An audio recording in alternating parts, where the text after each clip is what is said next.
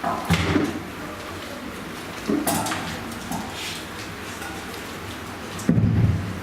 利路亚。相信我们在马高面上是的，ကျွန်တော်ရဲ့တက်တာလေးမှာစမန်နဲ့ဝမ်းမြောက်ခြင်းကဘုရားရဲ့နှုတ်ကပတ်တော်လေးမှာရှိတာဖြစ်တယ်ဟာလေလုယာကျွန်တော်ငယ်တော့ကလည်းကျွန်တော်လူလူရောက်တဲ့အချိန်ပေါ့ကျွန်တော်ရဲ့ဘဝအသက်တာထဲမှာပြည့်စုံခြင်းဝမ်းမြောက်ခြင်းဆိုတာမခံစားခဲ့ဘူးပါကျွန်တော်တက်တာထဲမှာယေရှုခရစ်တော်နဲ့ထိတွေ့လာတဲ့အခါမှာကျွန်တော်ရဲ့ဘဝဒိတ်တွေကိုနားလည်လာတဲ့အခါမှာကျွန်တော်ဆက်လက်ဝမ်းမြောက်ခြင်းယေရှုခရစ်တော်ထိတွေ့တဲ့နေ့ကစပြီးတော့ယနေ့ထိကျွန်တော်ဆက်လက်ဝမ်းမြောက်ခြင်းရှိသွားတာဖြစ်တယ်ဟာလေလုယာကိုယ့်ရဲ့အတိတ်တွေရှိခြင်းကိုကျွန်တော်နားလည်သွားတာဖြစ်တယ်ဆိုတော့ကျွန်တော်တချို့သောသူတွေကကျွန်တော်ကိုသိတဲ့သူရှိမယ်တချို့သောသူတွေကကျွန်တော်ကိုမသိပါဘူးပြီးတော့ကျွန်တော်ဖျားရှင်ကိုကျွန်တော်အကျဉ်းသိပြီးတော့ကျွန်တော်ကျေးဇူးတင်တယ်ဆိုတော့စင်ထန်အသိတော်မှာရှိတဲ့ယုံကြည်သူတွေညီကောင်မောင်နှမရောက်တဲ့ကိုကျွန်တော်အထူးပဲကျေးဇူးတင်တယ်ဆိုတာကိုကျွန်တော်ပြောချင်တာဖြစ်တယ်ဘာလို့လဲဆိုတော့ကျွန်တော်က2010မှာရောက်ရှိပြီးတော့ကျွန်တော်သိတဲ့အတိုင်းပဲအားလုံးကျွန်တော်ချင်းတိုင်းဒေသတွေကအမေရိကန်ခရီးယန်တွေကများနေပြီဆိုတော့ကျွန်တော်ခရီးယန်တန်းဝဲမှာကျွန်တော်ချင်းတင်လာတဲ့အခါမှာဒီမလေးရှားမှာရောက်တော့ကျွန်တော်ရဲ့မျိုးလေးချင်းတာမဟုတ်တော့ဘဲနဲ့ကျွန်တော်မဖြစ်ချင်တဲ့ဟာတွေကျွန်တော်မလုပ်ချင်တဲ့အရာတွေကျွန်တော်လုပ်ဖို့ရဖြစ်လာတော့ကျွန်တော်ရဲတောက်တယ်လောကသားဖြစ်တဲ့အတွက်ခရိယန်အမေရိကန်တွေမဲ့လောကသားဖြစ်တဲ့အတွက်လောကနဲ့ပတ်သက်တဲ့အရာကျွန်တော်အားလုံးတာဝန်ကျေတာဖြစ်တယ်ဆိုတော့ကျွန်တော်2020ကျွန်တော်ဒီမလေးရှားမှာရောက်ရှိပြီးတော့2017တနှစ်လုံးကျွန်တော်လောကမှာကျွန်တော်ဖြတ်တိုင်းခဲ့တယ်ဆိုတော့2010ရောက်လာတဲ့အခါမှာဒီစင်တာအသိတော်မှာရှိတဲ့ယုံကြည်သူတွေကဒီမလေးရှားမှာရှိတဲ့ကျွန်တော်တို့ပျော်ဆောင်နေတဲ့ဝိညာဉ်အတွက်ဆူတောင်းတဲ့အရာမှာကျွန်တော်ပြန်ပြီးတော့စဉ်းစားတဲ့အခါမှာကျွန်တော်ထူးပေဝင်လာဖြစ်တယ်ဆိုတော့တချို့သောသူတွေကလူငယ်တွေကမရှိတော့ဘူးတချို့သူတွေကကျွန်တော်ကောင်းကောင်းသိတဲ့တချို့သူတွေကရှိပါတယ်เนาะဒါပေမဲ့မိမရတဲ့သူတွေအိမ်ထုံပြတဲ့သူတွေကအများကြီးဖြစ်နေပါတော့ဆိုတော့2010နဲ့ဒီဆရာကျော်ခေါ်ပြီးတော့မှလေဒီစင်တာတိုင်းတော်မှာခရုစစ်လုပ်တဲ့ညမှာကျွန်တော်ပြောင်းလဲသွားတာဖြစ်တယ်။တနည်းအားဖြင့်ကျွန်တော်ဒီစင်တာမှာရှိတဲ့ယုံကြည်သူတွေရဲ့မျိုးစေ့ဖြစ်တယ်။ဟာလေလုယာ။ဘုရားရှင်နာမတော်ထူပေကောင်းထူနာမတော်ဘုန်းကြီးပါစေ။ဆိုတော့ဆရာကျော်ကဒီဟာခါစကားတဲ့သူနှုတ်ဘက်တော်ဝင်လာတဲ့တသက်ခံလေကျွန်တော်ဟာခါစကားမှနားမလည်တာ။အဲ့တော့ကျွန်တော်ကဒီအခုဂျိုင်းဘုရားကျောင်းအရှက်မှာကျွန်တော်တကယ်ချင်းနေတဲ့အပြစ်တောက်လို့လေရတော့ကျွန်တော်အရှက်မှာတိုက်ကနာဘူးရှိတယ်ကွန်းနေစလို့ရှိတယ်ကျွန်တော်တကယ်ချင်းက9ရောက်ရှိတယ်အဲ့တော့ကျွန်တော်တကယ်ချင်းကပြောတယ်ဇောဇောရဲ့နေကတရင်မကြောက်ဘူးလားစင်တာဘုရားကျောင်းမှာတွားရအောင်လေတဲ့တွားပြောင်းလေးလို့ကျွန်တော်ကိုခေါ်တော့မဟုတ်ဘူးတွားလေအကောင်းမလေးကြီးကြည့်ချင်လို့ဖြစ်မှာလေဆိုတော့ဆရာကျောင်းမှာလည်းည3ညလောက်ပြီဖြစ်တယ်လို့တော့အဲ့ဒါကျွန်တော်တကယ်ချင်းကလည်းခေါ်တော့ဟာလာတဲ့ဘာဖြစ်လို့လဲဟောပါကျွန်တော်တကယ်ချင်းကပြောကြတာကျွန်တော်လမ်းကြတယ်စင်တာပေါ်မှာလေအရင်ချောကြတယ်နေမကြည့်ချင်ဘူးလားလို့ပြောတဲ့အခါမှာကျွန်တော်ကလေဒီလိုကြည့်ချင်ကြတာကျွန်တော်ပြန်မေးတယ်ရတယ်9ရောက်စလုံးလာတယ်ပေါ့ဆိုတော့ကျွန်တော်ကလေနောက်မှကျွန်တော်ထိုင်တယ်အကြီးကလည်းနည်းနည်းတန်တယ်ဆိုတော့ကျွန်တော်ရှင်းမှာတူရည်ဘူးလေဒီမှာလူတွေကအပြည့်တန်းစီတော့ကျွန်တော်ကဟိုမှာခေါင်းလည်းမရှိတော့ဘူးเนาะဆိုတော့ဟိုမှာကျွန်တော်ထိုင်တော့ကျွန်တော်နားထောင်တယ်နောက်တော့လည်းကမှဟာခါစကားနဲ့ပြောတယ်ကျွန်တော်ဟာခါစကားနားမလည်ဘူးလေဆိုတော့ကျွန်တော်ဒီဘုရားကျောင်းမှာခင်ဗျောလေဟာကျွန်တော်ချီတိုင်းရတဲ့တရားကိုဟာခါစကားနဲ့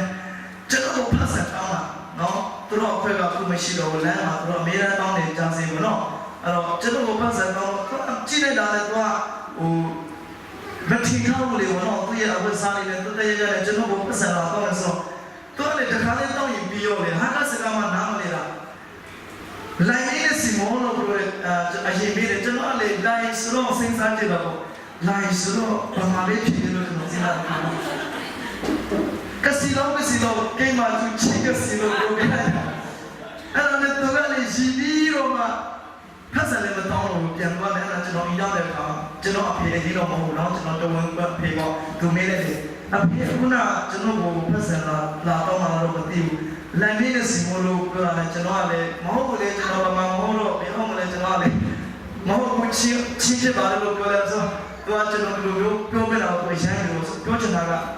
ကျွန်တော်တော့ဒီဟာကစကားနားမလည်ပါဘူးဒါပေမဲ့ကျွန်တော်ဘုရားစကားကိုနားထောင်တဲ့အခါမှာလေဘုရားစကားကတကူပါတယ်ဟာလေလုယာဘုရား ကားဆိုတာနှုတ်ကပတ်တော်ဆိုတာစကားတတ်တာမကြည့်ဘူးတကူတော်နဲ့တကွာရှိတယ်ဟာလေလုယာစစ်မှန်တဲ့နှုတ်ကပတ်တော်ဖြစ်လာရင်ကျွန်တော်အသက်တာထဲမှာဝိညာဉ်ကစကားပြောတာလေဟာလေလုယာဆိုတော့ကျွန်တော်ကပထမညမှာနားထောင်တဲ့အခါမှာခရစ်တော်ရဲ့ဝါကလည်းမသိခိုင်ပြတဲ့အရာကျွန်တော်တို့ကိုဘယ်လိုကြည့်ချင်လဲဆိုတာကိုသူပြောတဲ့အခါမှာကျွန်တော်စိတ်ထဲမှာတော့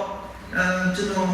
်နားလေတော့ကျွန်တော်မကောင်းကြောင်းကျွန်တော်စဉ်းစားတယ်ကျွန်တော်မကြည့်တော့လည်းကျွန်တော်ကိုမကောင်းကြောင်းကျွန်တော်စဉ်းစားတဲ့အခါမှာကျွန်တော်တင်ရတော့ကျွန်တော်လည်းမခံဘူးဒါပေမဲ့ကျွန်တော်ပြန်သွားတယ်ကျွန်တော်မျိုးသမီးတွေပါလေမိန်းကလေးတွေကျွန်တော်မကြည့်တော့ကျွန်တော်ကိုပြန်စဉ်းစားတဲ့အခါမနေ့ကညပြန်လာခြင်းနဲ့ဆက်ပေါ်လာတော့ကျွန်တော်ပြန်လာတယ်အဲ့ဒီထိုင်တဲ့နေရာမှာကျွန်တော်ပြန်ထိုင်တယ်ဆိုတော့ဆရာကျောင်းကဝင်လာတယ်လူကပတ်တော်ဝင်လာတယ်ဟာကစကားဝင်လာတော့ကိုရီးယားနိုင်ငံမှာပထမသာသနာပြုတဲ့မိသားစုတွေအကြောင်းဝင်လာတဲ့အခါမှာအဲ့ဒီလက်ကစားပြီးတော့ကျွန်တော်ရဲ့ဘဝမှာဖြစ်လာကျွန်တော်နားလည်ပါတယ်အာမင်မနေ့ကကျွန်တော်ဘုရားနေ့ကမှကျွန်တော်နားထောင်တဲ့အခါမှာခရစ်တော်ရဲ့ပိတ်ဆက်ခြင်းအကြောင်းကိုဝင်လာတယ်ခရစ်တော်ဘယ်တော့ကျွန်တော်တို့ကိုချစ်တယ်လဲဆိုတော့ဝင်လာတယ်ပြီးတော့မှနံပါတ်၄အဲ့ဒီခရစ်တော်အချစ်ကိုနားလည်ပြီးတော့မှခရစ်တော်အတွက်ပိတ်ဆက်တဲ့မိသားစုတွေအကြောင်းကိုဝင်လာတဲ့အခါမှာကျွန်တော်အသက်တာထဲမှာကျွန်တော်ဒီအမေရိကန်ခရစ်ယာန်နဲ့ကျွန်တော်ဘဝဆုံးရှုံးပါလား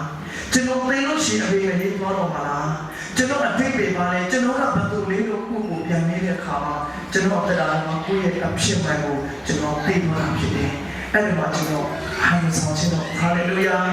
ာအဲ့ဒါဆရာကျောင်းကတော့ဘယ်လိုဝင်လာတဲ့အခါမှာယခုယေရှုခရစ်တော်ကိုမိမိရဲ့အရှင်ချက်လက်ခံတော်ရှိပါကမိမိနေရာကနေမတရားပြီးတော့ဒီရှိကိုလာမှာဆွတ်တောင်းပေးမယ်လို့ပြောတဲ့အခါမှာကျွန်တော်ယေဘုန်းဆိုတဲ့ကျွန်တော်အဖြစ်မှန်ကိုကျွန်တော်ပြောပြီးတော့မ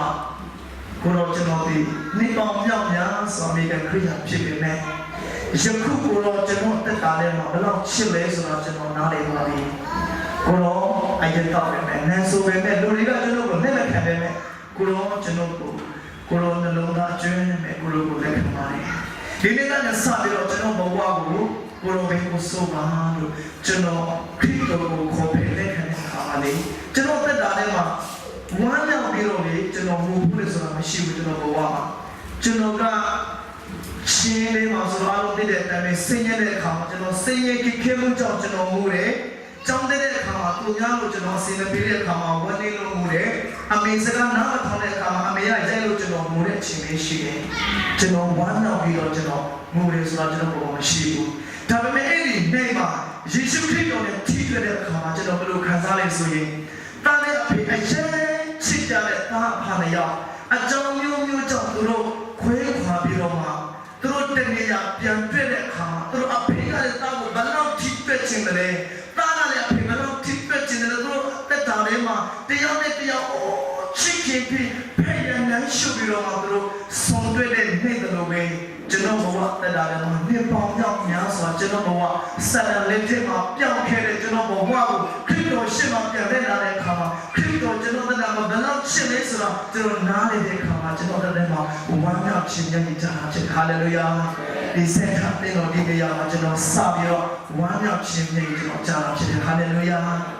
ာကျွန်တော်ဟန်ဆောင်ခြင်းကျွန်တော်ရဲ့အဖြစ်မှန်ကိုကျွန်တော်ပြောတဲ့အခါမှာဒီနေ့ထိကျွန်တော်တက်တာတဲ့မှာလူအနေနဲ့ဘာမှမဟုတ်ပါရလေဘုရားရှင်ဒီကျွန်တော်ကိုဒီနေ့ထိချင်းကြောင်းတာဖြစ်တယ်ဟာလေလုယာအဲ့ဒါကြောင့်ဒီနေ့ဒီမှာရှိတဲ့ဒီပေါ်မှာဒီညအထူးသောဘတ်တော်ဝင်လာခြင်းအရာကဒီနေ့အိတ်တရေလာလူမျိုးအကြောင်းနဲ့ပတ်သက်ပြီးကျွန်တော်တို့ဘတ်တော်ဝင်လာခြင်းတာဖြစ်တယ်ဆိုတော့နှုတ်ဘတ်တော်အတွက်ကျွန်တော်ကျေးဇူးတော်ရှင်ဝေရဝိညာဉ်တော်ဘုရားကိုကျေးဇူးတင်တယ်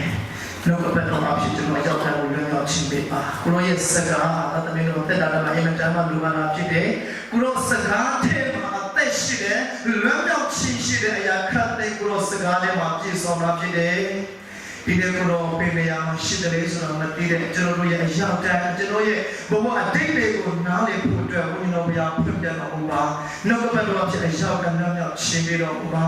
ဝိညာဉ်ထဲမှာလက်မြောက်သူလက်မြောက်ရှင်းပြတော်မူပါယောဂဝေဒနာနဲ့လက်မြောက်သူလက်မြောက်ရှင်းပြတော်မူပါတန်ရှင်တော်ဝိညာဉ်တော်ဘုရားဒီနေရာထဲမှာလောဆောလို့ရှာတော်မူကိုရောကိုနေရာပေးပါ၏ဟာလေလုယာကိုရောနှုတ်ကပတ်တော်ကိုရောလက်တော်နဲ့စက္ကန့်နဲ့ယေရှုနာမနဲ့ဝမ်းမြောက်စွာဆုတောင်းပါဖခင်ရှင်အာမင်ဆိုတော့ဣသရေလလူမျိုးကြောင့်နဲ့ပတ်သက်ပြီးတော့ကျွန်တော်နှုတ်ကပတ်တော်ဝင်လာခြင်းဖြစ်တယ်ဆိုတော့ဣသရေလဆိုတာကကျွန်တော်တို့အားလုံးဗါလေ တည်သွားပြီဖြစ်တယ်ဣသရေလဆိုတာကယာကောက်အားဖြင့်ဘုရားသခင်ကနာမည်ပြောင်းပေးလိုက်တာဖြစ်တယ်ယာကောက်ဆိုတာကလေညာတော်သူလို့အတိတ်ပြန်ဖြစ်တယ်ဆိုတော့ဒီယာကောက်ရဲ့ဖြစ်ချင်းကိုကျွန်တော်အများကြီးမပြောတော့ဘူးဒါပေမဲ့ဣသရေလလူမျိုးတွေကျွန်တော်အထက်ကလည်းဒီလိုလွတ်ပြောင်းတယ်ဆိုတာကျွန်တော်ဝိညာဉ်တော်ဖွင့်ပြပြီးအတိုင်းကျွန်တော်ဆက်ပြီးတော့ဖြစ်ပြီးခံချင်တာဖြစ်တယ်ဆိုတော့ယာကောက်အသက်တာကယာကောက်လို့ခေါ်တဲ့အချိန်မှာသူ့ရဲ့အကူအေတော့ကနော်တော့မှာတော့မိုးဆိုးပြီးတော့မှတော့မှမိသားတွေတိုက်ရင်အကောင်တွေတိုက်ရင်သူမောပြီးတော့မှငါ့ရဲ့သမီးကျွဲမှာပြောတဲ့ခါမှာသူညီရှာကောက်ကလည်းမကျွေးချင်ဘူးတောင်းလို့ရလို့ဖေးတယ်ဆိုရင်ကျွေးမယ်တဲ့အဲ့အကူကလည်းတောင်းလို့ရဆိုတာဘာဟုတ်လဲတော့သူကလည်းခါလိုလေးရတယ်ဖေးတယ်ယူလိုက်လို့ပြောတဲ့ခါမှာသူကဒီပေးဟင်းတစ်ခွက်တော့သူလေးယူလိုက်တယ်ဆိုတော့ယာကောက်ကနှုတ်ဆုံးကြတော့သူကနော်သူ့ရဲ့အဖေအိဆာကနေပြီးတော့သူကအိဆာကတေတော့မြကြခဲ့နော်ကိုယ်လည်းတော့ဖြစ်တဲ့အတွက်ခေတာရီပေါ်ရဲ့ဂျူးလူမျိုးတွေဂျူးတဲ့လူမျိုးတွေရဲ့သူတို့ထုံးစံတိုင်းတော့တာဝအောင်ရတာပဲအဲ့တော့အလုံးတဲ့တန်တပြအကြောင်းကျွန်တော်ဆက်လို့ပြောနှုတ်ဆုံးကြတော့သူလေးရရင်းနေပေါ့သူကပြောလိုက်တယ်သူကအဲဒီကဘာဦးခန်းကြီး29အပိုင်းရဲ့စစ်ကိုယ်ထဲမှာအဘကလည်းငါရှိငါပါတင်းဒီအဘေသူနီဟူနေလေတဲ့ယာကောက်ကလည်းတဲ့အကျွန်တော်ကတာကြည့်အေတော့ဖြစ်ပါဤလို့မခံနဲ့သူ့နာမည်အရင်ကယာကောက်ဒါမဲ့သူလင်လာကသူ့ရဲ့နာမည်သူ့ရဲ့အကူနာမည်အေတော့ပြောလိုက်တာဖြစ်တယ်ဆိုတော့သူ့ရဲ့ဘဝအသက်တာထဲမှာသူ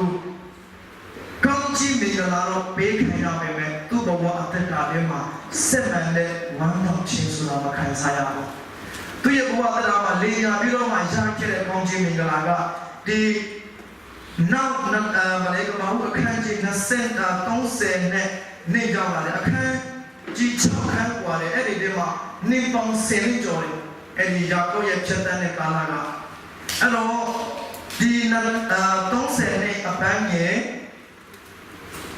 29ကျတော့အခုကဖယားသခင်တနည်းအားဖြင့်ကောင်းကင်တမန်ပေါ့နော်ဖယားသခင်ကိုလည်းပြောလို့ရတယ်သူကလည်းပေးအမေကပေးသူလေးကိုပြောတဲ့အခါမှာယာကောက်ဖြစ်ပါ၏ဟုဆိုပြီးအခုနကအေတော့ပြောတယ်အခုနကယာကောက်ပြန်ပြောတယ်ဆိုအဲ့ဒီအကြားထဲမှာဣသရေလလို့နော်နာမည်မပြောင်းခင်မှာသူ့နာမည်ကပထမအဦးဆုံးဘဝဖြစ်မှန်ကိုခံတာဖြစ်တယ်ဆိုတော့သူအဲ့လိုမျိုးငါကျွန်တော်နာမည်ဒီယာကောက်ဖြစ်ပါ၏လို့မပြောခင်မှာသူ့ရဲ့ဦးလေးလာပန်ထဲမှာစစ်လင်းနေလို့သူကကျွင်ခံခဲ့တယ်အဲ့ဒီထိကလည်းရှားခဲ့တဲ့အရာတွေတနည်းဖြစ်ပေါ့နော်လေရပြီးတော့ရတာလည်းရှိတယ်တော့အများကြီးပေါ့နောက်ဆုံးကျတော့သူ့ရဲ့ဦးလေးလာပန်ထက်သူကစီးစီးရှိလာတဲ့အခါမှာသူ့ရဲ့လာပန်နဲ့ကိုလည်းကောသူ့ရဲ့သားတွေနဲ့မစီးမပြေတော့ဘူးအဲ့ဒါကြောင့်မလို့သူကပြန်တော့တယ်သူ့ရဲ့နော်အခုနော်အဲ့တော့နေတဲ့နေရာကိုပြန်တော့မှဖြစ်တယ်အဲ့ဒီပြန်တော့မဲ့အချိန်မှာသူကပြန်သွားပြီပေါ့ပြန်သွားပြီအဲ့တော့သူ့အခုအိမ်တော့ကလည်းလူ400နဲ့လာချိုးတယ်တော့သူတရေချတဲ့အခါမှာလူ400နဲ့လာချိုးတာဆိုတော့သူ့ဘောပြန်တော့အရင်ကငါကူလင်းခဲ့တာပဲ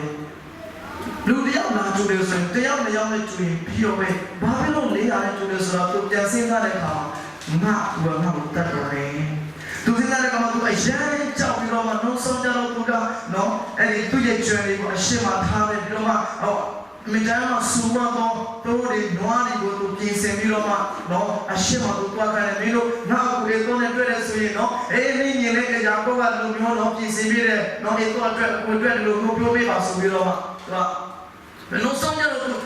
မရတော့သူ့ရဲ့မိမတွေဆိုရင်4ယောက်ရှိတယ်ပေါ့နော်သူ့ရဲ့ဗာလေမိမကျွမ်းမလေးရှိတယ်ပေါ့နော်လေအားရှိတယ်ဇာခင်းလာရှိတယ်သူတို့ရဲ့လေအားရဲ့ကျွမ်းမဗာလေကျွမ်းမပေါ့တရားရခင်းလာရဲ့ကျွမ်းမမိမ4ယောက်ရှိတယ်ပြီးတော့မှသားတွေလည်းအများကြီးရှိတယ်ပြီးတော့မှသုံးမတွေစစ်စစ်ချမ်းသာတယ်အများကြီးရှိတယ်မဲ့ယာကောက်သူ့အကူနဲ့တွဲမဲ့ညမှာသူမပြောနိုင်တော့အဲ့လိုမရတော့နာမောတဲ့ချင်းတော့အဲ့လိုမရဘူးပေါ့အဲ့တော့သူကအဲ့လိုမရတော့သူ့မှာ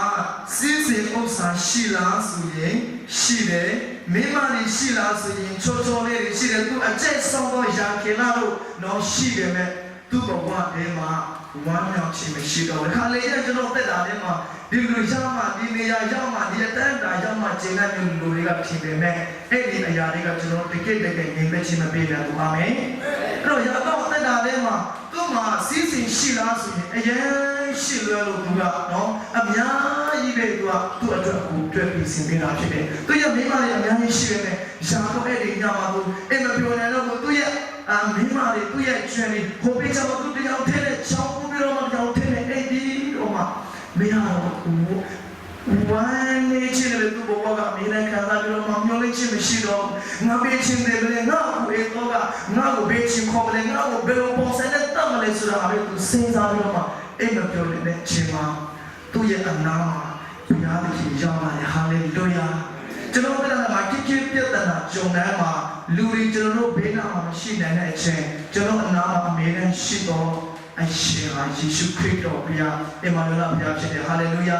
အဲ့တော့ကောင်းကင်တမန်နဲ့လုံးထွေတယ်လို့ဒီကျမ်းစာကပြောတယ်ဆိုတော့လုံးထွေတဲ့အခါမှာနှုတ်ဆုံးကြတော့မူးလိမ့်တော့မယ်အနန္တရှောမရှိတော့ဘူးယာကောက်ကလည်းသူ့ကိုမလွတ်တော့ဘူးကျွန်တော်အဲ့ဒီကျမ်းစာကိုဖတ်တဲ့အခါမှာယာကောက်ကသူ့ဘုရားဒီကောင်းကင်တမန်ကိုဘာဖြစ်လို့မလွတ်ခြင်းတည်းဆိုတဲ့အတိတ်ကိုကျွန်တော်ဆုတောင်းပြီးတော့ဘုရားသခင်ဘာကြောင့်ယာကောက်ကအခုနလုံးထွေးတယ်ရန်ဖြစ်တဲ့သူတယောက်ကိုလွတ်ပါလားဘာဖြစ်လို့မလွတ်တာလဲလို့ပြန်မေးတဲ့အခါမှာယာကောက်ကသူ့ရဲ့ဘဝတစ်ခေတ်ဂျုံနဲ့အချင်းဘုရားသခင်ကောင်းကင်တမန်နဲ့ဗန်လို့တဲ့အခါမှာယာကောက်ကဒီလူဟာငါအတွက်ဒီခုလုံးပေးနိုင်တဲ့သူလေးလို့နားလည်တဲ့အခါမှာအဲ့ဒီကောင်းကင်တမန်နဲ့လည်းတော့ဟာလေလုယာအာမင်ယာကောက်ကကောင်းကင်တမန်ကိုလုံးဝမလွတ်တော့ခိုင်းနာလည်းပြောတယ်ဒီမူလေးတော့ပဲငါ့ကိုလွတ်ပါငါ့ကိုလွတ်ပါလို့ပြောတဲ့အခါမှာယာကောက်ကငါ့ကိုကောင်းခြင်းမပေးမချင်းမလွတ်ဘူးအာမင်တကယ်ပြတ်တဲ့ဂျုံထဲမှာကျွန်တော်တို့ဘုရားသခင်မလွတ်ဖို့ရည်ချည်တယ်ဟာလေလုယာနှုတ်ကပတ်တော်ကျွန်တော်တို့အသက်တာထဲမှာအစဉ်ကြီးစုကံပြီးနှုတ်ကပတ်တော်ကိုဝန်ခံပြီးတာရည်ချည်တယ်ဟာလေလုယာအဲ့တော့ကောင်းကင်ဘုရားကဘာလို့လဲဆိုရင်ထူထူကလည်းတဲ့ပြောလိုက်ဆိုရင်ငါ့ကိုလွတ်ပါဘူးထူထူကလည်းနောင်နဲ့တင်ပြီးအမင်ကိုတဲ့ယာကောက်ကိုမခေါ်ရအဲ့တရေကဟူရဲ့ခေါ်ရမယ်ကျောင်းကတင်ပြီးဘုရားသခင်နဲ့၎င်းလူနဲ့၎င်းမင်းကဲ့သို့ပြန်၍နာလီဟုနိုင်တော်မူပြီးဟာလေလုယာအဲ့တော့အဲ့တရေကဆိုတဲ့နာမကတော့ဘုရားသခင်စီကတဲ့လာတာဖြစ်တယ်ဘုရားသခင်ရွေးကောက်ခြင်းခံရတော်သူတို့နားလည်လို့ရတယ်ဆိုတော့အခုဒီအဲ့တရေကဆိုတဲ့စပလောကတော့အခုကျွန်တော်နားလည်ပြီးအားလုံးကဒီဘုရားသခင်စီကတဲ့လာတဲ့စပလောပဲဒီကောဆိုတော့အခုကဒီဆက်ပြီးတော့ကျွန်တော်ပြောတော့မယ်အဲ့ဒီလာကိုကျွန်တော်ကြောင်းနဲ့ပတ်သက်ပြီးတော့ဆိုတော့ယာကောက်နာမည်ကမဟုတ်တော့ဘူးအဲ့ဒီလာဖြစ်သွားပြီပြီးတော့မှယာကောက်ကသူ့ရဲ့သားတွေအားလုံးစုစုပေါင်း12ယောက်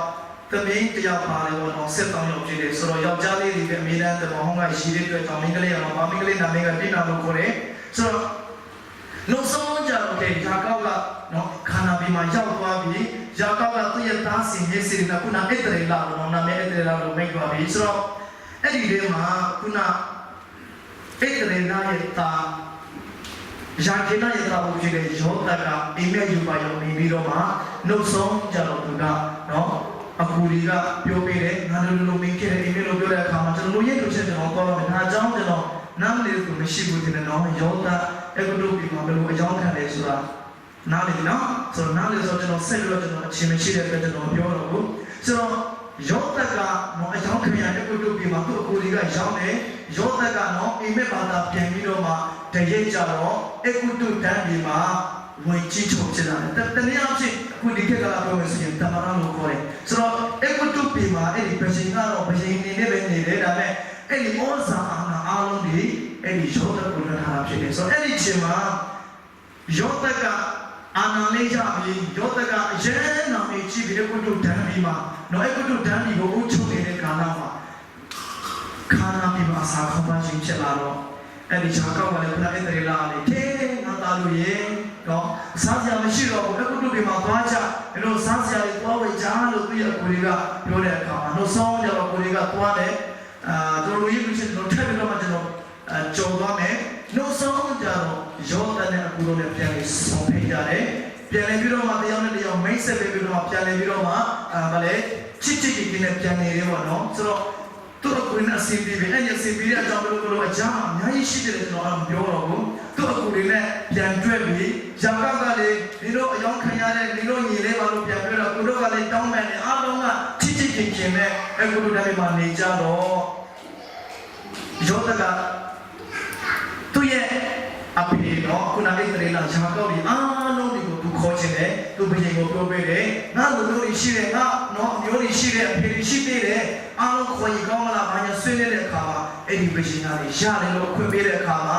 ယောသကအဲ့ဒီသူတို့ရဲ့ဗာလေအဲ့ဒီလာလူမျိုးတွေကတက်တဲ့ညလေးကိုအရောက်ပေါင်း90လောက်ပဲရှိသေးတယ်အဲ့တော့အားလုံးကအဲ့ကိုတို့တန်းဒီမှာရောက်လာတယ်ရောက်လာပြီးတော့မှယောသကအဲ့ဒီတဏှာကိုခန့်ထားပြီးတော့မှလေဘယင်ကဗာလေအမိတ်ပေးချင်တာဖြစ်ပေါ့အဲ့ကိုတို့ဒီမှာအဲ့ဒီလာလူမျိုးတွေတဏှာထဲမှာနေရာချပြီးတော့မှနေရတယ်နေပေါတော့ကြတယ်အဲ့ဒီထဲမှာနိုင်ငံသားဖြစ်ခံရပြီလေယောသကတော့အဲ့ဒီဝင်ကြီးဖြစ်လာတဲ့ခါမှာတော့အဲ့တို့ဒီမှာနေပေမဲ့သူတို့ကနိုင်ငံသားလိုပဲနော်ဆိုနေပေါတော့ကြတယ်ပညာကြီးတွေသိတဲ့နော်နေပေါမြောက်များစွာကြာလာတဲ့ခါမှာယောသနဲ့တည်တဲ့ပဲရှင်ကလည်းတည်သွားပြီယောသကလည်းတည်သွားပြီပြီးတော့မှအဲ့ဒီလာလူမျိုးတွေကနော်ပညာကြီးတွေသိတဲ့ခါမှာခုနရှင်းနေပြီနော်တရားသူကြီးတွေဖြစ်လာတယ်အများကြီးပေါ့နေရာတွေကျလာတဲ့အခါမှာသူတို့ကအဲ့ဒီလိုတန်းပြီးပါပေါ့သူတို့အများကြီးပေါ့သူတို့ရဲ့လူမျိုးတွေကအင်မတန်များနေပြီဖြစ်ဆိုအဲ့ဒီထဲမှာဒီပြဿနာတစ်ခုရောက်လာပြီအဲ့ဒါကိုကျွန်တော်အဓိကပြောချင်တာဖြစ်တယ်ထောက်ပြရတဲ့အခန်းကြီးဒီအပိုင်းရဲ့ရှစ်ကိုမှာကျွန်တော်အဓိကကျွန်တော်ပြောချင်တာဖြစ်တယ်ထောက်ပြရကျွန်တော်ကျန်းစာပါလေးစိတ်အားလုံးကျန်းစာလမ်းလို့ရတယ်ဆိုထောက်ပြရအခန်းကြီးဒီအပိုင်းရဲ့ရှစ်နဲ့ကိုလေးမှာသူတို့မှာလည်းအဲ့ကိုတူပြနေရောတဲ့ကိုမတိတော့ပဲချင်းသိတဘာပေါ်လာပြီးရှင်မရင်ကလည်းအဲ့ဒီလာအမျိုးသားတို့ဒီငါတို့ထက်တာရွက်များကြပြီးတာရွက်အားကြီးကြပြီးလာကြသူတို့ကိုလိမ်မာစွာပြုတ်ကြစို့ဆိုတော့သူတို့ရောတိုက်ခဲ့တဲ့အားလုံးဒီဘက်နောက်မှာပဲရှင်တပါးလို့အဲ့ဒီပဲရှင်ကလူမျိုးရေးအရင်ဆွေးတာဖြစ်တယ်ဆိုတော့ကျွန်တော်ဒီမှာရှိတဲ့ယုံကြည်သူတွေလူမျိုးရေးနဲ့ပတ်သက်ပြီးတော့ကျွန်တော်တတိထားဖို့ရအရင်ကြီးရမယ်ဆိုတော့ဒီပဲရင်ကအရင်လူမျိုးချင်းငါလူမျိုးမှာငါလူမျိုးဆိုတဲ့ပုံကိုတရားဖြစ်တဲ့ပဲကြောင့်လို့သူကြည့်တဲ့အခါမှာအဲ့ဒီလူမျိုးတွေကသူတို့ထက်တော့တော့နေရာရပြီလေပညာရှင်ကြီးတွေဖြစ်လာတော့သူကမနာဘူးပြီးတော့အခုတို့တမ်းမြေမှာရှိတဲ့လူကြီးတွေကိုခေါ်တယ်ပဲလာကြနော်စီဝဲလောက်ကြဆိုငါတို့ဘယ်လိုလုပ်ကြမလဲနော်ငါတို့တဲ့နိုင်ငံမှာကြည့်ပါလားငါတို့နိုင်ငံသားဖြစ်ရင်သားတယ်ဘာဖြစ်လို့ဆုံးရှုံးနေလာလဲသူများနိုင်ငံကလာပြီးတော့မှလာပြေးခေါ်ပြီးတော့မှငါတို့အားလုံးသူတို့ပဲအဆိုးတော့မယ်ခင်မင်းတို့ဘယ်လိုလဲနော်ဆိုတော့ပြန်ဆွေးနွေးတဲ့အခါမှာလူမျိုးကြီးကြောင့်တာဆူချင်းဒီအစ်တေလာလူမျိုးတွေငါတို့ဘယ်လိုလုပ်ကြလဲဆွေးတဲ့အခါမှာတော့ဆုံးတဲ့တဲ့လူမျိုးတွေသူတို့ဖြတ်စီတယ်တက်ပြီးဆိုရင်စမယ်နေပတ်မဲ့တက်မဲ့ဖြတ်မဲ့ဆိုတဲ့ဆုံးဖြတ်ချက်ချလာတဲ့အခါမှာအဲ့ဒီနဲ့ကလည်းစားပြီးတော့အဲ့တေလာလူမျိုးတွေကသူတို့နော်တပ်ဖြတ်ချင်းခံရတယ်တချို့သောသူတွေကအများကြီးမြောက်များစွာနဲ့ဆက်မှုခံပြီးတော့တချို့သောသူတွေမင်းကလေးတွေရှိတယ်နော်ကလေးတွေရှိတယ်သူတို့ကအသက်မခံရတဲ့သူတွေကိုအခုနိုင်ငံတပ်ကတော့ဘာလို့မဟုတ်တော့ဘဲနဲ့သူတို့တနေရာတတ်မှတ်ပြီးတော့မှကျွမ်းအနေနဲ့မွေးထားတာဖြစ်တယ်။ဘာကြောင့်လဲဆိုရင်ဘယ်ရင်တပါအသိပေါ်လာတဲ့အခါမှာအဲ့ဒီလာလူမျိုးတွေတက်ပြီးဆိုရင်ပန်းနဲ့ဆက်ပြီးတော့မှသူတို့ရဲ့ဗာလေအဲ့ဒီလာလူမျိုးတွေကအားလုံးအပတူပြမှာကျွမ်းခံရတယ်။နာမည်ကအဲ့ဒီလာလူမျိုးဖျားလူမျိုးမဟုတ်လားဆိုရင်ဟုတ်တယ်။ဒါပေမဲ့သူတို့ကအခုဘဝကပေးနေရမှာနေလေဆိုရင်တော့သူတို့ကဂျုံဘဝဖြစ်နေပြီ။နာမည်ကတော့တဲ့လူမျိုးဖြစ်နေတယ်။ကျွန်တော်တက်တာထဲမှာဒီမှာရှိကုန်လာတယ်ကျွန်တော်နားလည်စေချင်တယ်။ကျွန်တော်ခရိယာအမေရိကန်ခရိယာဖြစ်ပေမဲ့တကယ်ကျွန်တော်ဘယ်သူလက်ထဲမှာနေတယ်ဆိုရင်တော့ကျွန်တော်အရေးကြီးတယ်အာမင်။အမေရိကန်ခရိယာလို့ခံပေမဲ့ကျွန်တော်တကယ်ဆန်တဲ့ရဲ့အကျွမ်းထဲမှာနေတဲ့လူတွေအများကြီးရှိတာဖြစ်တယ်။အဲကြောင့်လည်းကျွန်တော်တို့အဖို့ဖြစ်တဲ့အာဒံအားဖြစ်တယ်။အာဒံကဘုရားသခင်စကားနားမထောင်တော့ကြောင့်ဒီနေ့ကျွန်တော်အရောက်တန်လူသားတွေအပြည့်သားဖြစ်တယ်။ပြီးအခါလေးသိချင်းတည်တဲ့။သိချင်းဆိုတာကတခါတည်းရမှာမဟုတ်ဘူး။အပြတ်တရားမှလည်းမဟုတ်ဘူး။ထာဝရအမြဲတမ်းဘူ လောင်နေတဲ့အပေမြေမြင့်အထက်မှာကျွန်တော်နေရမှာဖြစ်တယ်အဲ့တော့အဲ့ဒီလာလူမျိုးတွေကခုနအဲ့ဒီလာလူမျိုးလို့နာမည်တော့ခံရပေမဲ့တကယ်ကျွန်းနေမှနေတာဖြစ်တယ်ကျွန်းလို့ပြောတဲ့အခါမှာနံပါတ်1လူရဲ့အခွင့်အရေးမရှိဘူးပြီးတော့မှသူတို့အပြည့်အဝခံစားမှုသူတို့အရေးပြုတယ်သူတို့ကကျေနပ်တယ်ဆိုတဲ့ဘဝမရှိတော့ဘူးကျွန်းဆိုတဲ့အခါမှာလဆာမရှိဘူးအဲ့ဆိုဒီကျွန်းလေးမှာကျွန်တော်နားလေတဲ့အခါမှာကျွန်တော်အဲ့တဲ့လူမျိုးတွေကိုကျွန်တော်အရင်ကတနာမိတယ်လို့ကျွန်တော်ချင်းဒီမှာရှိတဲ့ကျွန်တော်ရဲ့မိသားစုတွေကျွန်တော်ရဲ့ရွာသူရွာသားတွေကျွန်တော်ရဲ့အမျိုးတွေကျွန်တော်ရဲ့ညီမတို့မှချင်းတိုင်းသူတိုင်းကအားလုံးတွေကျွန်တော်အရင်ကိုကျွန်တော်တနာဖြစ်တယ်အဲ့တော့အဲ့ဒီလိုလူမျိုးတွေကနော်သူတို့ဘာလို့ခံနေဆိုရင်ကျွဲဆိုတဲ့အခါမှာလေနေတာတို့တိတ်တို့သူတို့အုပ်ဒီပါဒီလောက်ခံတဲ့တိုက်ဒီပါဒီစောဖို့သူတို့နေတာလောက်ခံတဲ့နေတာလောက်ခံတဲ့နေတာလမ်းစာလေးမရှိသူတို့ဘာလေးမရှိပဲနဲ့မင်းကသူတို့စားတော့စားနေပြီဒါပေမဲ့သူတို့အမြဲတမ်းအခုတူဒီသားတွေကနေပြီးတော့ဘာလို့မရင်ကနေပြီးတော့အလောက်ခံအလောက်ကျန်းတော့အလောက်ခံတယ်သူတို့အလွတ်လွတ်တဲ့အခါမှာသူတို့ဘာကျိုးမှမရှိဘူးအားလုံးအလွတ်လွတ်တဲ့များကျိုးအားလုံးဒီလိုပြီးသားတွေဖြစ်တယ်ဆိုတော့ကျွန်တော်နားလေတဲ့အခါမှာကျွန်တော်ခရီးရည်လို့နာမည်ပြောခဲ့တယ်တကယ်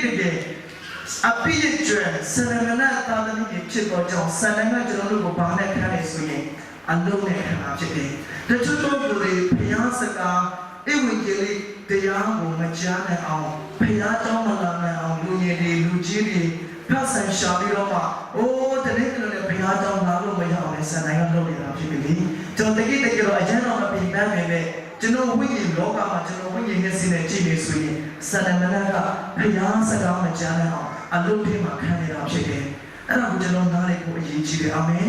ပြီးတော့မှအလုပ်လုပ်တဲ့အခါမှာသူတို့ကဘာမှမရအောင်ကျွန်တော်တကယ်ဒီအခုကျွန်တော်ဖြတ်သန်းနေရတဲ့ကာလမှာကျွန်တော်ကြည့်တဲ့အခါမှာတကယ်ကျွန်တော်နေတဲ့မလေးရှားမှာအလုပ်သွားရတယ်အလုပ်လုပ်တော့ကျွန်တော်အောင်မြင်မှုရှိလားဆိုရင်မရှိဘူးအကြမ်းထဲမှာကျွန်တော်ဒီမလဲပတ်စံရေးထဲမှာအပေါက်ရှိတယ်လို့နော်ကျွန်တော်ထဲလိုက်ကျွန်တော်ပြောင်းသွားလိုက်တယ်ဆိုတော့သူတို့တွေလူငယ်တွေ Facebook နဲ့ Viber နဲ့ကျွန်တော်စတိုင်းကလက်စားနေတာဖြစ်တယ်ဖခင်နဲ့ချင်ကျူလို့မရအောင်ဖခင်စကားနားမလဲအောင်ဖခင်စကားနားမကြားတဲ့ကျွန်တော်စတိုင်းကလက်စားနေတာဖြစ်တယ်နေတဲ့တေလာလူမျိုးတွေကိုတို့ပေးသားရတဲ့မင်းအလုပ်လုပ်ပေးတယ်သူတို့အဲ့ဒီခါမှာလူဖြစ်တဲ့အတွက်သူတို့ဝန်နေတယ်သူတို့ပြင်ပန်းတတ်တယ်သူတို့အမေနဲ့သူတို့ဒီလိုမျိုးနဲ့ပဲရှင်ကုန်လို့ပဲဆိုတဲ့အခါမှာသူတို့ရဲ့ဖခင်ကိုပြန်တောင်းတလာတယ်သူတို့ပြန်လေနောင်တရလာတယ်သူတို့ဘဝအသက်တာသူတို့ရဲ့ဘာမှမဟုတ်တော့ဘူးဆိုတာကိုသူတို့နားလည်တဲ့အခါမှာသူတို့ဖခင်ကိုဆုတောင်းနေကြတယ်သူတို့အမေနဲ့သူတို့ဝန်နေနေကြတယ်ဆိုတော့သူတို့အဲ့ဒီတို့ဒီသားတွေကသူတို့ကိုကြည့်လိုက်တဲ့အခါမှာအဲ့ဒီလိုမျိုးတွေထိခိတာအလုံးလုံးတာကိုသူတို့မတနာဘူးပြောမှမတနာဘူးအဲ့ဒီတို့ဒီသားတွေကအဲ့ဒီလိုမျိုးတွေကိုအလုံးခဲကြိုက်နေပြီဆန္ဒမနဲ့ကကျွန်တော်ခိကြောင်းတဲ့အခါမှာဘယ်တော့မှမတနာတော့ဝင်လာလိုက်စေချင်တယ်ကျွန်တော်ဘုန်းကြီးကျွန်တော်အလုံးလုံးတဲ့ပုံအားအင်းပုံခိုင်းလို့မပြင်မဲ့ခိပြတ်တာနဲ့ကြောင်းတဲ့အခါမှာဆန္ဒမနဲ့ကကျွန်တော်ကိုကြည်ပြီးဘယ်တော့မှသူမမျိုးလေးကိုစိတ်လေးမစင်စားဘူးဒီလေးမပြင်ဆင်ဘူးအမေနဲ့ကျွန်တော်တို့ကိုဘယ်လိုတတ်မလဲဘယ်လိုဖြတ်စည်းမလဲ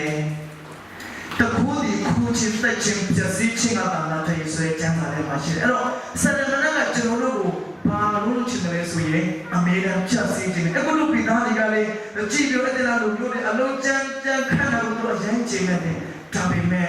အခုနောက်ပြောတဲ့အဲ့တရေလားလို့နာမည်ပြီးခင်ရတဲ့ဘုရားတဲ့ချင်းကတော့အရင်ခံစားရတာဖြစ်တယ်ကျွန်တော်ဒီ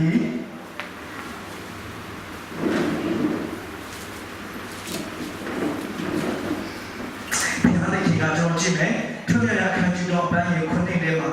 ထာဝရဘုရားကလည်းအကုတုဒီ၌ရှိတော်ငါ၏လူတို့ခံရတော့ငင်းဆင်းရှိကိုငါစစ်စစ်မိခဲ့ပြီးသူတို့ကိုစီခံသောသခင်ကြောင့်သူတို့မြင်တမ်းသောအတိုင်းကိုလည်းငါကြားခဲ့ပြီးသူတို့နာကျင်ခြင်းဝေဒနာကိုလည်းငါသိပြီးသူတို့ကိုအကုတုပြီးလူတို့လည်းမကေနုရွယ်ခါနလီလူဟေတီလူအာမောရီလူဇေယပိဖေဇဟီလူဘေဝီလူဇေကုတိ လူတို့နေရာနှုတ်နဲ့ပြန်ကြည့်စီသောပြည်သို့ငါပို့ဆောင်ခြင်းကငါလာပြီဖျားရှင်တော်ဘုန်းကြီးပါစေအာမင်ကျွန်တော်ခင်ခင်ကြုံနေတဲ့ဘဝအသက်တာထဲမှာဝန်းနေနေတဲ့အချိန်ဘဝအာရုံကုန်ခန်းနေတဲ့အချိန်မှာဘုရားသခင်ကကြည်ပြီးတော့ချိန်တဲ့ဘုရားခေါ်ဖို့အာမင်ကျွန်တော်တို့ရဲ့ဒီထေကနဲ့လွတ်မြောက်စေခြင်းနဲ့ဘုရားသခင်ဖြစ်တယ်ဟာလေလုယာဘုရားရှင်လက်ခေါ်ပြီးတော့ကျွန်တော်ချီးမွမ်းရအောင်အာမင်ဟာလေလုယာအဲ့တော့ဘုရားသခင်ကစကားနဲ့ပဲအလိုလိုတဲ့ဘုရားမောကိုသူစကားပြောလို့ဆိုရင်စကားနဲ့တကွလုံးဆောင်ချပါလာတယ်အာမင်အဲ့တော့ဘုရားသခင်ကစပြီးတော့မောရှိခံတာအာမင်မောရှိခံတဲ့အခါမှာမောရှိသွားမှာတဲ့အဲ့ကိုတို့ပြင်မှာကျွမ်းခံနေရတဲ့ငါရဲ့လူမျိုးအဲ့ဒီလားလူမျိုးတွေကိုပြန်ခေါ်ပါတဲ့ခန္ဓာလေးကငါပုတ်ဆုံးမယ်ဆိုတော့အဲ့ဒီထဲမှာခုနလူမျိုးတွေ9မျိုးရှိတယ်အဲ့ဒီလူမျိုး9မျိုးအကြောင်းအဒီဝိညာဉ်ရနဲ့ပတ်သက်ပြီးတော့ကျွန်တော်တက်ရမယ့်အရာဖြစ်တာအကြောင်းကိုကျွန်တော်ဆက်ပြီးတော့မပြောတော့ဘူးဆိုတော့ဘုရားသခင်ကမောရှိကိုခံထားတယ်အဲ့တော့မောရှိကတော့အရှာတော်ကိုညှိခဲ့တယ်မဖြစ်တယ်လားဘူးကိုကျွန်တော်စကားတော့ကိုပြန်မရှိဘူးကျွန်တော်ဘာမှမဟုတ်တော့ဘူးကိုတော့အခြားသူကိုပဲခံပါကျွန်တော်မခံပါလို့ညှိနေမယ်ညှိတော့မရအောင်ဘုရားသခင်ကမောရှိကိုခံပြီးတော့မှနှုတ်ဆောကြတော့မောရှိကပြောတယ်ဘယ်ဘာလို့ဒီရှိသွားပြီးတော့ကင်းပြေပြောတယ်ငါတို့ဘုရားသခင်ထောက်ရပြကိုကိုယ်ပဲပြရစေတောင်းတဲ့ငါတို့ကိုအခွင့်ပေးပါလို့ပြောတဲ့အခါမှာဘာလို့ပြေကခွင့်မပေးဘူးအခုမပေးတဲ့အခါမှာဒီအစ္စရေလလူမျိုးတွေအကုတုပြည်သေးကလည်းမလွတ်မြောက်ခင်ဘုရားနာမည်လည်းကဘယ်လိုခုပြလဲဘယ်လိုခုပြလဲလူမျိုးတွေဟာစေခုတော့ပြန်တော့ပြီစေခုပြတယ်ပထမကပါလေပထမကလန်လန်ကိုပါလေမွေဖြစ်စေတယ်ပြီးတော့မှပါလေဖားပြီးထွက်လာတယ်ပြီးတော့မှပါလေတော့ရေကသေးဖြစ်လာတယ်ပြီးတော့မှရင်ရည်ထွက်လာတယ်ပြီးတော့မှချင်းကောင်းတယ်ပြီးတော့မှတရိษံတွေသေးတယ်ပြီးတော့မှဂျန်ကောင်းတွေထွက်လာတယ်အနာဆုတွေပေါက်လာတယ်တရိษံတွေသေးတယ်မူးသီးတွေကျလာတယ်ဆိုတော့လည်းခဏစေခုပြခဲ့တယ်အဲ့ဒီထေကလည်းအဲ့ဒီလာလူမျိုးတွေလွတ်မြောက်လာဆိုရင်လွတ်မြောက်ဖို့ဟောတော့ကျွန်တော်အရင်ကနားလေစေချင်တဲ့အရင်နေတဲ့အတွက်ကြောင့်မလို့ကျွန်တော်သက်တာထဲမှာဒီခရိယာတွေဖြစ်တဲ့အတွက်ကြောင့်မလို့ဘုရားသခင်ကပြောတဲ့ယေရမိခန်းကြီး33အပိုင်းတော်ထဲမှာငါ့ကိုခေါ်တော့ငါထုံးမယ်တိမ်မသိတန်တော့နည်းနည်းတော့အရာကြည်တော့အရာငါဖွင့်ပြမယ်လို့ဘုရားသခင်ပြောတယ်လူတန်းခေါ်ရင်ဘုရားသခင်ကအသက်ရှင်တဲ့ဘုရားဖြစ်တဲ့အတွက်သူကြားတယ်ကျွန်တော်သက်တာထဲမှာတိကျကြုံတဲ့အခါမှာကျွန်တော်ဘုရားသခင်ကိုဆုတောင်းတယ်အဖြစ်ပြည့်တယ်ဒါကောင်းတယ်ဒါပေမဲ့အပြစ်ဖြေကလည်းဒါလွတ်မြောက်ခြင်းမရဘူးတချို့သောဆရာအဘိုးတို့တဲ့ဆရာကြီးခေါ်ပြီးတော့မှကျွန်တော်ပြဿနာအတွက်ဆွတောင်းပေးပါလို့ခေါ်ပြီးတော့မှဆွတောင်းပေးမယ်ပြဿနာပြည်နေပေမဲ့အဲ့ဒီအမေရိကန်ခရီးယာန်ဖြစ်နေတဲ့ခရီးတော်ကိုမယုံကြည်သေးကျွန်တော်ကအပြစ်ကျွမ်းဖြစ်တယ်ဆန္ဒမနဲ့ရတာဖြစ်တယ်ဆိုတော့နမလက္ခဏာကကောင်းလာဆိုရင်ကောင်းတယ်ဒါပေမဲ့အဲ့ဒီနမလက္ခဏာစေခုကအေကုတုပိတာဒီလက်ထဲကလည်းလွတ်မြောက်ခြင်းပေးတယ်လားဆိုရင်မပေးနိုင်ဘူးကျွန်တော်ခရီးယာန်ဖြစ်တဲ့တော့ကျွန်တော်အထူးပဲနားလည်စေချင်တယ်ဒီတော့ဟောယေရမိထင်မှာတော့ငါ့ကိုခေါ်တော့ငါတို့ဒီမှာတိတော့ရမယ်တော့ငါပြတ်မယ်လို့ပြောပေမဲ့ရှမတဲ့အခန်းကြီး20ကြီးအခန်းကြီး9အပိုင်း20လေးမှာတော့ဘာပြောလဲငါ့ကိုတခင်တကြီးကိုခေါ်တော့သူတိုင်းကောင်းကင်နိုင်ငံသို့ဝေရတယ်မဟုတ်ငါခမည်းတော်၏အလိုတော်ကိုဆောင်တော်သူသားလေးကောင်းကင်နိုင်ငံသွားရမယ်လို့ယေရှုခရစ်တော်ပြောပြီးဖြစ်တယ်ဒီတော့ဟောမှာကျတော့ခေါ်ပါထုတ်တယ်တဲ့အဖြစ်ပေးတယ်လို့ပြောပေမဲ့ဒီတော့အသက်ယေရှုဖြစ်မှာကျတော့တခင်တကြီးကိုခေါ်တော်သူတိုင်းလို့ပြောပြီးဖြစ်တယ်အဲ့ဒီတော့ကျွန်တော်အရင်တည်းထားဖို့ရတော့ကနေပြီးဖြစ်တယ်နားလေကိုဘုရားရှင်ကောင်းချီးပေးပါစေအဲ့တော့နှုတ်ဆောင်ကြတော့အကုတုပေသားရဲ့အတွက်ဘုရားသခင်ကဘာလို့လဲဆိုရင်သူတို့လောကဖို့အတွက်နှုတ်ဆောင်တဲ့မောရှိကိုပြောတယ်မောရှိအကုတုပေသားကိုအခုအကုတုပေသားတွေဖြတ်စီတော့တယ်ဒါကြောင့်မလို့ငါရဲ့လူမျိုးတွေလောကဖို့အတွက်ပြောပါအဲ့ဒီကလူမျိုးတွေတိုးတက်တာစင်တိုးတက်ပြီးတော့မှသူ့အသွေးကိုတကယ်တော့မှသူတို့တုတ်ပြီးတော့မှနော်အဲ့ဒီတက်ပြီးလို့ရှိရင်တုတ်ပြီးလို့ရှိရင်တဲ့အဲ့ဒီအသားကိုမိနေကြပြီးတော့မှသူတို့စားကြမယ်မိသားစုများတယ်ဆိုရင်တကောင်တော့တယ်ဆိုရင်တကောင်စားတယ်မလို့ဆိုရင်မိသားစုဥမာလင်မယားနဲ့သားတယောက်လို့ဆိုရင်တော့မိသားစုနဲ့စုတော်စုနဲ့ပေါင်းခံပြီးတော့မှသူတို့ရင်ကိုတက်ခံပြီးတော့သူတို့အိမ်ကတော့တကယ်မှသူတကယ်အပေးကိုတုတ်ခံပြီးတော့မှနော်အဲ့ကိုသူဒီသားတွေကိုဖြည့်ဆည်း အဲ့ဒီအသွေးမီနဲ့အိမ်တိုင်းပေါ်မှာကျော်သွားမှာဖြစ်တယ်လို့ဘုရားလည်းပြောတာဖြစ်တယ်အဲ့တော့နောက်ဆုံးကျတော့အားလုံးသိတဲ့အတိုင်းပဲကျွန်တော်အဲ့ဒါလိုမျိုးတွေကထူကဲလို့ပြောတဲ့အခါမှာသူတို့ကိုတက်ပြီးတော့မှသူတို့တွေမှာအသွေးတုပ်ပြီးတော့မှသူတို့အိမ်ထဲမှာစားတဲ့နေရာမှာဘယ်လိုစားမလဲတော့ချင်းနော်ဗါလေဆွေပြီးတော့မှသူတို့ခါမစီပြီးတော့မှဘယ်လိုစားမလဲဘယ်လိုရဲအောင်လဲဆိုတာဟာလေးတွေကျွန်တော်အများကြီးရှင်းတာမဲ့ဒါတွေကြောင့်ကျွန်တော်ဆက်လို့ပြောတော့ဘူးနောက်ဆုံးကြတော့အကုတုဘေသားတွေကဘေသားတွေလည်းထဲကလည်းဘယ်လိုလွတ်မြောက်ခြင်းရတယ်ဆိုရင်တို့တွေရဲ့အသွေးကြောင့်သူတို့လွတ်မြောက်ခြင်းခံရတာဖြစ်တယ်။ကြာရှင်နာမတော်ဘုန်းကြီးပါစေ။အဲ့တော့ကျွန်တော်သက်တာထဲမှာအချင်းချင်းဖျားဖြေရနိုင်တဲ့သူတွေလည်းဒီပေါ်မှာရှိနေတယ်။ဒါပေမဲ့မြင့်မြင့်ကြီးကြီးပဲရှင်ဖြစ်ယေရှုခရစ်တော်ကိုမယုံကြည်သေးဘူးဆိုရင်တော့ကျွန်တော်တို့နှုတ်ဆောင်မှာယေရှုဖို့အပေးရင်းမြင့်ရှိပါလေလို့။ဒါပေမဲ့အပေးရင်းမြင့်ထဲကလည်းကျေလို့တော့အရှင်တပါးပဲရှိတယ်။အဲ့ဒါလို့လေယေရှုခရစ်တော်ဖြစ်တယ်ဟာလေလုယာ။ဆိုတော့အခုနပြောသလိုပဲကျွန်တော်တို့အမေရိကန်ခရစ်ယာန်တွေမှာနေတဲ့ကျွန်တော်အပြည့်ကျွမ်းတွေမှာနေတဲ့ကျွန်တော်တို့အရောက်တဲ့လွတ်မြောက်ဖို့တည်တည်ဖို့ဘုရားသခင်ဘာအလုပ်လုပ်လဲဆိုရင်ဒီနေ့ဆာလံကိုကျွန်တော်သွားမှာဖြစ်တယ်ဆာလံဟေဒီအခန်းကြီး30အပိုင်း6ခုနှစ်မှာလည်းရှိသလိုဆာလံ40ခုပြောင်းတော့ဆာလံအပိုင်း6နဲ့ခုနှစ်ထဲမှာလည်းရှိပါတယ်အဲ့ဒါမှကျွန်တော်သွားမှာဖြစ်တယ်ဟာလေလုယာဟာလေလုယာဆိုတော့ဟေဒီကျမ်းလေးမှာကျွန်တော်ဆက်ပြီးတော့ကျွန်တော်သွားချင်တယ်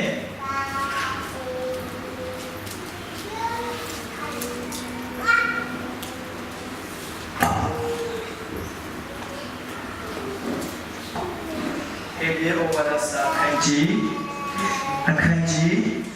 30နော်အပိုင်းရဲ့6နဲ့9ကိုကျွန်တော်သွားမယ်မင်းရှုရရင်နဲ့အပြစ်ဖြစ်ရရှင်များကိုရှင်များကိုအာရနဲ့တော်မူသောအခါကျမ်းစာနဲ့ကျွန်တော်ကိုအမှတ်ပြုရေးထားတဲ့အငယ်အကျွန်တော်ဒီကိုလိုရဲ့အလိုလိုကိုဆောင်အပ်တော့မှာတွားပါမယ်ဟုအကျွန်တော်ဝေခံပါ၏ဟုရှောက်ဆိုပြီးဟာလေလုယာဘုရားသခင်ကကျွန်တော်အပြစ်သားတွေကနေလွတ်မြောက်ဖို့အတွက်ကနေဘာကိုပြင်ဆင်လဲဆိုရင်သူ့ရဲ့အချက်ဆုံးသောတပါးဒီတော်သားကိုစေဘဖို့အတွက်ဒီချမ်းသာတဲ့ဘုရားသခင်ပြင်ဆင်ပြီးဖြစ်တယ်။အဲ့ဒီမှာယေရှုခရစ်တော်ကမသိသေးဘူးငါအဖကဘာအတွက်ဘာလုပ်ခံလဲဆိုတာမသိသေးဘူး။ဒါပေမဲ့သိတဲ့ကျွန်တော်ဘုရားသခင်ငါသားသမီးတွေဘယ်လိုလွတ်မြောက်မလဲဆိုတာကိုသူစဉ်းစားလိုက်တဲ့အခါမှာအင်မတန်မှချစ်တဲ့မျက်နှာရတဲ့ယေရှုခရစ်တော်ဗမာစကားအရင်ပို့ပြီးတော့မှကျွန်တော်အရင်ကြိုက်တာကသူရဲ့သားလို့ပြောလို့ရှိရင်တော့ဒါမှမဟုတ်နဲ့တပါးတီးတော့လို့သူ့မှာဘာမှမရှိတော့ဘူးအာမင်သူရဲ့သားလို့ဆေလွတ်တယ်လို့ပြန်အရင်ကြိုးတော့မယ်ဒီဘုရားသခင်ရဲ့ဒီနှုတ်ကပတ်တော်ကအရင်နေတာဖြစ်တယ်သူရဲ့တပါးတီးတော့သားလို့ဆိုတာကမင်းကိုချစ်တာနဲ့ငါမှတရားသိရှိတဲ့သူကိုပဲပေးလိုက်ဖြစ်တယ်ငါမှဘာမှမကြံလို့ဘူးပြောလိုက်ရခြင်းဖြစ်တယ်ဟာလေလုယာအဲ့တော့သူရဲ့တပါးတီးတော့သားလို့ယေရှုခရစ်တော်ကိုကျမ်းစာလေးနဲ့ရေးထားတယ်။ဘုရားသခင်ကပြင်ဆင်တဲ့အခါမှာယေရှုခရစ်တော်ကပြောတယ်အဖားတဲ့ဟုတ်ပြီအကျွန်တော်ကအစ်သားလေးကြည့်ပြီးဖို့အတွက်အကျွန်တော်ကျမ်းစာလေးနဲ့ရေးထားတဲ့အရင်ကိုတော့အကျွန်တော်ဒီသွားဖို့ရတဲ့ကိုတော့ဝန်ခံပါလေလို့ဖခင်ရဲ့လို့ယေရှုခရစ်တော်ကဝန်ခံတာဖြစ်တယ်ဟာလေလုယာဝန်ခံတဲ့အခါမှာအကုတုပြည်သားဒီလွတ်မြောက်ဖို့အတွက်မောရှေခံတယ်လို့ဒီနေ့ကျွန်တော်တို့အပေးနေတဲ့ထက်ကလည်းလွတ်မြောက်ဖို့ယေရှုခရစ်တော်ဘုရားသခင်ကခံထားဖြစ်တယ်ဟာလေလုယာယေရှုခရစ်တော်ကနမိတ်လက္ခဏာနဲ့ပြတဲ့သင်တော်သူအသက်ရှင်တဲ့ထောင်ရောက်ခြင်းပြီးတယ်ကြားမှာခြင်းပြီးတယ်နမိတ်လက္ခဏာတွေပြပေမဲ့နောက်ဆုံးကြတော့ဘာလို့လဲဆိုရင်တဲ့လူဝါကတန်လေးမှာကနေငါသေးခံရမယ်တောရမြို့တော်ထဲမှာရှင်ရထောင်ရောက်တယ်ငါ့ကိုယုံကြည်တော်သူသားတွေထောင်ရတဲ့ကွာငါဒီအသက်ရှင်ခြင်းအကြောင်းကြီးထောင်ရောက်ခြင်းအကြောင်းဖြစ်လို့ယေရှုခရစ်တော်ပြောတာဖြစ်တယ်အာမင်အဲ့ဒါကြောင့်မလို့ကျွန်တော်တို့အရောက်တိုင်းဘုရားသခင်ကျွန်တော်တို့အရောက်တဲ့အမေရေးချင်တဲ့လွတ်မြောက်ဖို့အတွက်ဘယ်လိုလုပ်တယ်ဆိုရင်သူရဲ့အချက်ဆုံးတော်သားတော်ယေရှုခရစ်တော်ကိုပြင်ဆင်ပေးတာဖြစ်တယ်ဟာလေလုယာကျွန်တော်အသက်တာထဲမှာကျွန်တော်ဒါကိုနားလည်တဲ့အခါမှာကျွန်တော်အသက်တာထဲမှာဒီနေရာထဲမှာအိုးကိုရောကျွန်တော်ကိုချစ်ကြတာဘာမှမကြံတော့ဘူးပဲကိုရောအတွက်အားလုံးကနေမလို့ပေးနိုင်တော့မှကျွန်တော်လောကမှာအသက်ရှင်နေကြတာမှာကိုရောအတွက်ကျွန်တော်လုံးလုံးပဲကျွန်တော်ဒီနှုတ်ကပရိုအဝိတ္တ ကြားတဲ့အခါမှာကျွန်တော်အိမ်ပြန်တယ်ဝမ်းမြောက်ခြင်းနဲ့ပြီးသွားတဲ့အခါမှာကျွန်တော်အမေအရှိမဟုတ်ဘူးကျွန်တော်အမေတဝင်းဝဲဖြစ်တယ်သူကကျွန်တော်အရက်တော့ဆက်လက်တော့လည်းကျွန်တော်မျိုးကျွန်တော်ကိုခါနဲ့သစ္စာမပြောချင်ဘူးကျွန်တော်တကယ်အဲ့ဒီညကျတော့ကျွန်တော်အိမ်ပြန်တဲ့အခါမှာတကားဖွင့်တယ်တော့ဗီဒီယိုကကြည့်ခလားမင်းမပွေကလေသူကစင်တဲ့အောင်လို့သူကခေါင်းချပြီးတော့မှလေသူလေကားတွေတော့မှပုံမှန်တင်နေစီမဟုတ်လို့တခါလေးကြော်သွားပြီးကျွမ်းထိုးပြီးတော့မှအမေငါစင်တဲ့အောင်ပြီးလို့ပြောပြီးတော့မှသူကအားရပါရကျွန်းထူနေလည်းကောင်းမယ်ကျွန်တော်ကဝမ်းမြောက်နေအသက်တာအင်တာမှာပြေးထန်တဲ့အခါမှာကျွန်တော်အိမ်ပြန်ပြေးပြီးတော့မှအမေကျွန်တော်ဒီရှုကရနေပြီလို့ပြောတဲ့အခါမှာဒီဒုက္ခမရလေကြည့်လေဒါရေဘယ်ရလဲပြန်လာလေလို့ဖျားကြောက်ရတယ်မှန်တယ်တော့သူကဒီကစေးများစားမိတာလို့ကအော်လာလေနော်ဟာလာအခုပြန်လာလေရှုကတော့ပြောတဲ့အခါမှာကျွန်တော်ပြောတယ်အဲ့ဒီအစီယာကလည်းကျွန်တော်ကလည်းမကန်သေးဘူးထောင်စင်းနေပါလေအရင်ဆူရတော့ရေးဒီပေါ်ပလာစေခဏခဏပါလေဘုလို့ပလာရမှာဆိုရင်တော့ကြက်တော်တော့လို့မရဘူးလေဆိုတော့ကျွန်တော်အစီယာကပဲကျွန်တော်အစီယာကထိုးပေးတယ်ကျွန်တော်အင်တင်ကိုဝင်လို့တကားမှာသူကလူမျိုးမတည့်ရတော့သူနဲ့စကားပြောတော့အော်မန်လေးလာတဲ့ဘာများစားတယ်လို့ပြောတာဘာမှမစားဘူးဘုရားကျောင်းနဲ့လာအခုအမေတဲ့ယေရှုခရစ်တော်ကိုတာယုံကြည်သွားပြီအခုရွှေကပ်ကန်တော့သူကလည်းတပြည့်နဲ့တော့ပြောလို့ရတယ်မလားလို့ပြောတော့ဟုတ်တယ်ထူနေတော့ပဲယေရှုခရစ်တော်ကိုရရှိတော့သူပဲကောင်းကင်နိုင်ငံသွားမယ်ခရစ်ယာန်လုံးဝကောင်းကင်နိုင်ငံမှာသွားလို့ကျွန်တော်ပြောရတယ်ဟာမိုက်လိုက်တာတာရဲ့ဒီလိုကိနာလို့ဝယ်ပါကျွန်တော်ထိခေါ်တော့ကျွန်တော်လည်းပြောတယ်အမေဒီအစီယာကကိုကြည့်အခုကယေရှုကတောင်းကျွန်တော်ကလည်းချစ်စေတယ်မနေ့ကလည်းစပြီးတော့မှကျွန်တော်ကိုကြည့်နေယေရှုခရစ်တော်ကြောင့်ကျွန်တော်ပြောတော့တယ်အမေတောင်းယုံကြည်လို့ပြောတဲ့အခါမှာအေးကြည့်ကြတဲ့တော့တာရေလို့ပြောတယ်အေးကြည့်ဆိုတော့မှကျွန်တော်ကိုတယောက်ရှိတာအခုကျွန်တော်ဒီအသိတော်ထဲမှာလေဒီအရန်ဖြားသိခင်ပြောပြောတယ်ပေါ့နော်ဒီအခုရှိသေးတယ်သူကဂျပန်အဲ့ဒီချင်းကမှသူက sorry မိမမရသေးဘူးသူကလူကိုစစ်စစ်သူကရန်ဖိုင်ရတဲ့ကြောက်တဲ့ချင်းရတယ်ကိုပြောင်းနေတော့လေရန်လုံးကြတယ်သူကနှုတ်ပေါ်တော့ဘယ်မှာစင်ပြီးကျွန်တော်လေးပြောတယ်အခုကဲအဝင်ကြီးလေးသွားမယ်အဲ့ဒီကျွန်တော်ဘာမှမသိသေးဘူးဘာချမ်းစာစုတုံချမ်းစာလေးစမောဆိုဘာမှjustစမောတော့ကျွန်တော်နှုတ်ဆောင်ကျွန်တော်ဝင်နေအဲ့တော့ဓမ္မတိလည်းမသိဘူးဓမ္မဟောလည်းမသိဘူးကျွန်တော်ချမ်းစာပဲကန်တယ်အဲ့တော့ကျွန်တော်အဲ့ဒီမှာကျွန်တော်ကြည့်တာဘုလူပါစာသွားပြီးတော့မှ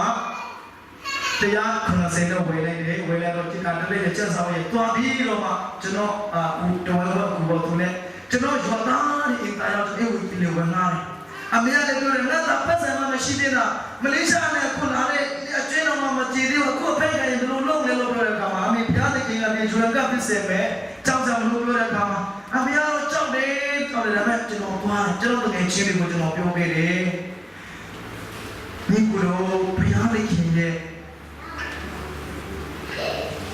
ကောင်းရဲ့ခြင်းကိုကျွန်တော်ဘယ်လောက်အထိဘုရားလေးကျွန်တော်ကိုချစ်တယ်လဲဆိုတာမင်းတို့နားမလည်နိုင်ဘူးကျွန်တော်အရင်ကလည်းနားမလည်နိုင်ပေမဲ့ယခုယေရှုခရစ်တော်ကကျွန်တော်တို့ကိုဒါနာဒီလုပ်ပေးခဲ့တယ်ငါလည်းအမေရိကန်ခရစ်ယာန်ဖြစ်တော်နဲ့ငါတို့ကောင်းကင်နိုင်ငံမှာသွားနိုင်ဘူးယေရှုခရစ်တော်ကိုလက်ခံကြပါဘဝအသက်ကလည်းဒီလိုမျိုးရွှေစရာကောင်းတဲ့အရှင်းတွေဆက်လက်တွေပါလေလက်ပြလိုက်တော့ယေရှုခရစ်တော်ကိုကျွန်တော်ရရှိတော့ကျွန်တော်ဘာမှမလုပ်တော့ဘူးလို့ကျွန်တော်ပြောတဲ့အခါဒီလိုဒီလိုကတော့ဆောင်းကြတော့လည်းညတော့ရေးပြီးနဲ့တွေ့ရောရေးကလည်းကြီးကြီးလေးကြီးစားတယ်ဆိုတော့ကျွန်တော်အဲ့ဒီမှာတနေ့ကျော်နေပြီဆိုတော့နည်းနည်းတော့မလေးစကားလို့ရှာတယ်ကဲလာပါတဲ့အဝေးကလည်းခေါ်တယ်ကျွန်တော်လည်းမာလာရင်ကောင်းမလားလို့ခဏလေးကြွေးကြော်ပြီးပြီလေဆိုတော့တယောက်ကြောင့်တော့ရင်ကကန်တယ်ကျွန်တော်ဝင်ကြတော့ရင်ကရတာဆိုကိုပြပေးတယ်နေရောက်ရှိလာတယ်ရှိတယ်လို့ပြောတယ်တကယ်ရှိတယ်ဒါဆိုလာခဲ့ကျွန်တော်လည်းခါလေးလာတော့အစီအကပြလာတယ်ဒါရှင်ကလာတယ်မဟုတ်ဘူးလေအဲ့ဒါမဟုတ်ဘူးဘာလို့ရှင်လို့ပြောတယ်လို့ပြောတဲ့အခါမှာဒါမချက်ခင်ရှင်ကကန်တော့မယ်ဒါမန်ဘာကဖြစ်တယ်ဘေလာလည်းခုနကမှဆိုရှင်ကပေးလို့ရှင်ဒီကပြောတယ်ဒါကြောင့်ဒါကကန်တာဒါရှင်လေးပေးတာဒီရှင်လေးတိမှပြောတာရှင်လေးတိတယ်လို့ပြောတဲ့အခါဒါမှကြောက်မရဘူးမရကမရဖမ်းပြီလို့ပြောတဲ့အခါမှာအေးဖမ်းမတက်နိုင်ဘူးလေပြန်ပြီးဥစ္စာတွေထုတ်ကျန်တော့ဒါပါလေထောင်တော့ဘုရားကြီးချမ်းသူတို့ရံပေးတယ်ဟာလာဒီဂီတာပါလေဘုရားရှင်ဝတ်တာကိုပြေသွားတယ်ကျွန်တော်တကယ်ချင်းနေယေရှုကြည့်ကျွန်တော်ချင်းပြောတဲ့အရင်မှုတွေတွေ့လာလို့တွေ့တယ်လေသူတို့ကိုယေရှုခရစ်တော်အကြောင်းပြောပေးတာသူတို့လည်းရောက်ရှိပြီးတော့ဟာလာဟုတ်တယ်ဒါစင်ပြီးသွားလို့ပြောတဲ့အခါကျွန်တော်လွတ်သွားတယ်ရေခဏခဏကြုံတယ် ပြောချင်တဲ့အရာကကျွန်တော်အသက်တာထဲမှာယေရှုခရစ်တော်ကိုရရှိတဲ့နောက်ပိုင်းမှာဒီနေ့ထိဘုရားအတွက်ပဲကျွန်တော်သိရှင်တော်တယ်ဟာလေလုယာအာမင်အဲ့တော့ဒီမှာဖြစ်တဲ့ဒီပေါ်မှာရောက်တဲ့လူငယ်တွေကိုကျွန်တော်အားပေးခြင်းနဲ့ယခုကျွန်တော်တို့အရာတိုင်းခဏ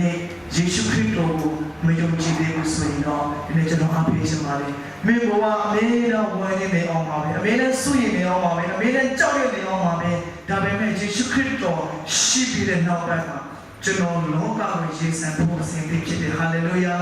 ကျွန်တော်ဘုရားကိုလည်းပတ်သက်ပြီးတော့ကျွန်တော်ငိုကြွေးတဲ့ခြင်းရှိတယ်ကျွန်တော်ကခွန်ပြီးတော့မှလေကျွန်တော်ရဲဘုရားကိုကြည့်လို့တဲ့အခါမှာမင်းအနေဆုံးသွားပြီလို့တင်ကြတော့ကျွန်တော်